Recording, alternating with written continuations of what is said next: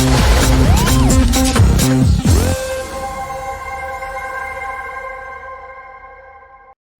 అండి, అందరికీ నమస్కారం. ఎలా ఉన్నారండి? అందరు బాగున్నారా?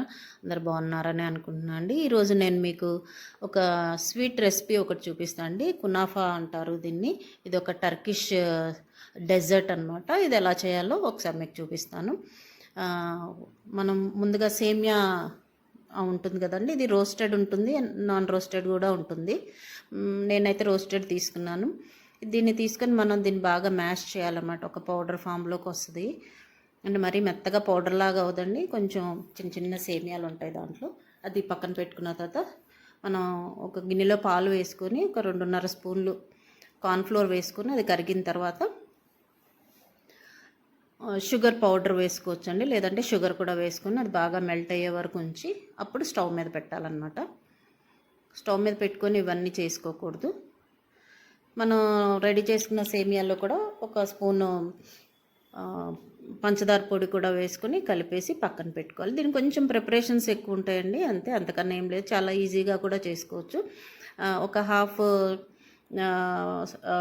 గిన్నెతోటి మనం నెయ్యి వేసుకోవాలి.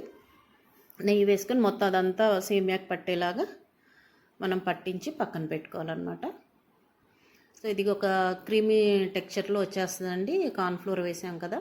సో ఇది మనం ఆ టెక్స్చర్ని చూసుకొని దాన్ని బట్టి మనం స్టవ్ ఆఫ్ చేసి పక్కన పెట్టుకోవాలి.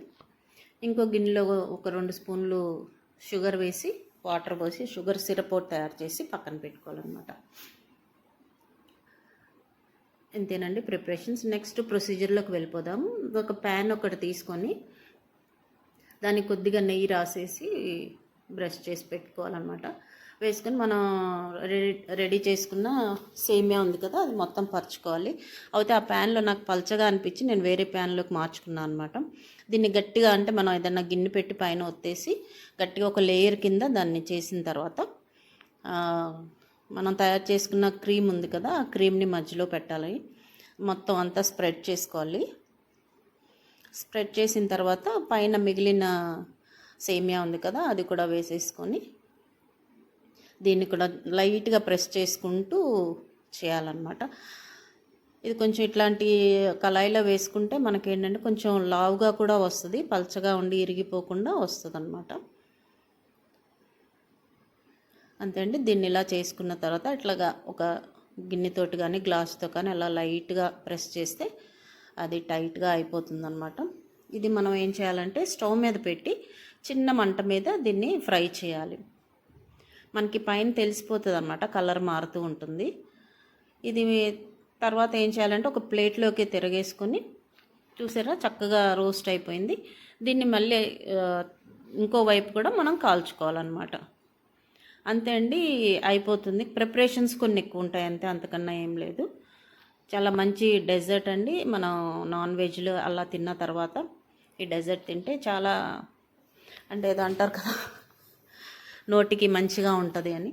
సో అట్లా చాలా మంచి డెజర్ట్ అండి ఇది. లోపల క్రీమీగా ఉంటుంది, పైన ఏమో క్రంచీగా ఉంటుంది.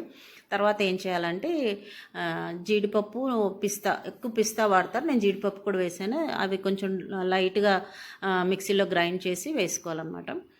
పైన జస్ట్ డెకరేషన్ కోసం తినేటప్పుడు వస్తాయి. మధ్యలో బాదం పలుకులు వేసాను. మనం షుగర్ సిరప్ తయారు చేసుకున్నది అది వేసేసుకుని కాసేపు ఉన్నాక తింటే ఎంతో టేస్టీగా ఉండే కునాఫా స్వీట్ రెడీ అయిపోయిందండి. మీకు నచ్చితే మీరు ట్రై చేయండి. ప్లీజ్ లైక్, షేర్, కమెంట్ చేసి సబ్స్క్రైబ్ చేయండి. Thank you.